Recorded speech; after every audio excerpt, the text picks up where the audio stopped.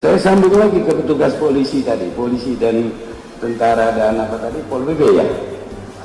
Mereka itu mengamankan sekaligus mendengar juga acara maulid itu. Itu saudara tidak diundang. Perjalanan sampai 1 jam atau 2 jam baru sampai. Kenapa saudara nekat pengen datang itu diundang? Tidak. Jangan berkerumun, saudara-saudara, ada nggak kalimat itu? Bukti polisi di sidang pra-peradilan Habib Rizik tidak lengkap. Begini penjelasan Polda Metro Jaya. Kalau kita bukti yang diserahkan ada 40 bukti. Ada 40 ya. Cuman kita tadi untuk yang dari pihak termohon itu seluruh berita acara tadi kenapa defending yang dibuktikan halaman depan dengan halaman terakhir. Lengkap. Yang di tengah-tengahnya tidak diikutsertakan karena alasan mereka adalah BAP tentang pembuktian. Jadi Ditolak. akhirnya kita keberatan ditolak hakim karena apa? BAP ahli maupun BAP saksi-saksi keterangan aslinya itu di dalam tidak diikutsertakan. Jadi defending. Itulah bukti defending dari tim 4 T4 sampai T8, T15 sampai T52 berita acara para saksi, T157 sampai T163 dan T90. Jadi puluhan bukti ya? Iya, Ada jadi puluhan itu. T57 sampai 63, T15 sampai 52. Banyak sekali ini pihak yang di pending. T4 sampai T8. Apa sebab di pending? Dia membuktikan halaman depan dan halaman terakhir.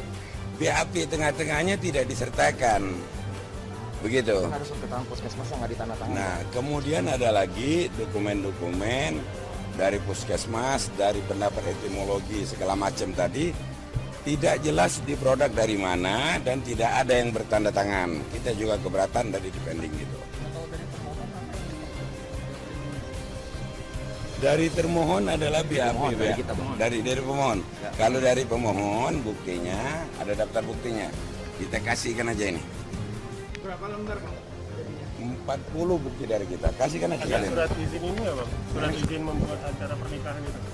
Ada semua. Ada semua. Itulah daftarnya ya. 40 itu meliputi antara lain abang dulu ya. 40 itu meliputi yang paling penting 1 surat pemberitahuan penetapan tersangka dari polisi ke Kejaksaan Tinggi. 2 kita buktikan adanya 2 surat perintah penyidikan dengan tanggal yang berbeda. 3 ada surat pemberitahuan hukuman administrasi kepada pihak FPI dan Habib Rizik tentang masalah berkerumun menghadiri acara Maulid Nabi yang memberikan denda 30 juta dan 20 juta jadi total 50 juta. Ya. Jadi dengan itu berarti secara administrasi dia sudah dihukum, sudah dibayar. Makanya seseorang tidak boleh dihukum 2 kali dalam kasus yang sama. Begitu. Intinya itu. Apa? Ada 2. Kita skor dulu untuk rehat Ya, dulu sebelum kita ngomong skor investasi. dulu. Ya, silakan. Oke? Ya Pak, ini ada tambahan ya teman-teman. Ya. Karena Habib Rizik ini klien kami kan pemohon ini disangkakan pasal 160 ya Bang. Ya. 160 itu kan harus ada bukti material. Ya. Bukti material bahwa ada yang terhasut dan sudah melakukan tindak pidana. Tadi kami lihat sepanjang pembuktian ya Bang. ya. Tidak ada bukti-bukti tersebut yang dilampirkan oleh termohon, baik termohon 1, termohon 2, termohon 3 gitu ya. Nah, untuk pasal 93 ini teman-teman supaya juga masyarakat paham ya. Kita buka nih undang-undang kekarantinaan kesehatan. Pasal 93 itu nih, saya bacakan ya. Ya. Setiap orang yang tidak mematuhi penyelenggaraan kekarantinaan kesehatan sebagaimana dimaksud dalam pasal 9 ayat 1 dan atau menghalang-halangi penyelenggaraan kekarantinaan kesehatan sehingga, ini unsur yang paling penting ya, sehingga menyebabkan kedaruratan kesehatan masyarakat. Nah, jadi harus ada bukti bahwa telah terjadi kedaruratan kesehatan masyarakat. Di masyarakat. Nah, Itu. siapa yang ini produk yang siapa yang harus mengeluarkan? Nah, pertanyaannya produk siapa? Kedaruratan kesehatan masyarakat ini yang menetapkan. Nah, di sini ada di pasal 10 ya. Ada di pasal 10 Undang-Undang Kekarantinaan Kesehatan. Coba saya bacakan ya. Pasal 10 ayat 1. Pemerintah pusat menetapkan ya dan mencabut kedaruratan kesehatan masyarakat. Pemerintah pusat. Ya, pemerintah pusat. Apakah ada ya pemerintah pusat menetapkan kedaruratan kesehatan masyarakat Di yang jelas Petamburan. ya, yang jelas karena akibat dari kerumunan di Petamburan. Ada Iya. tidak? Nah, kan tidak ada.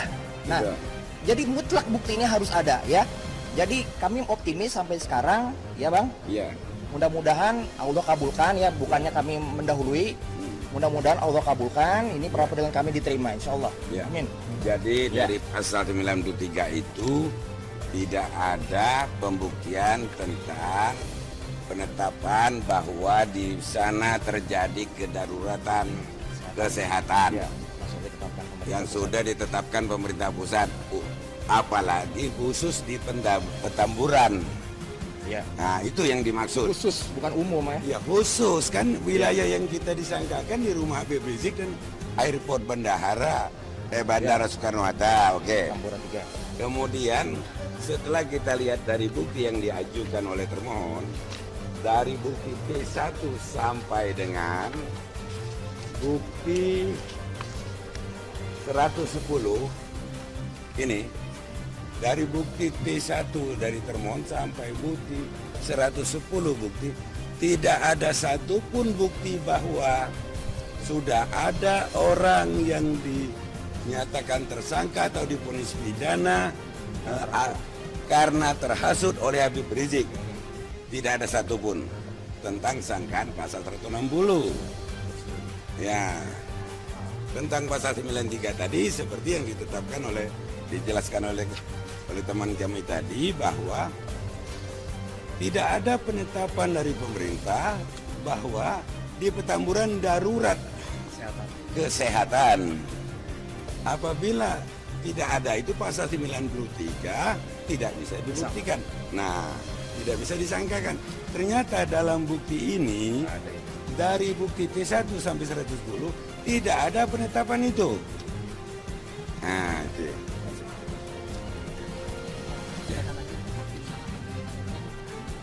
Saksi fakta 2 orang dulu, mereka hadir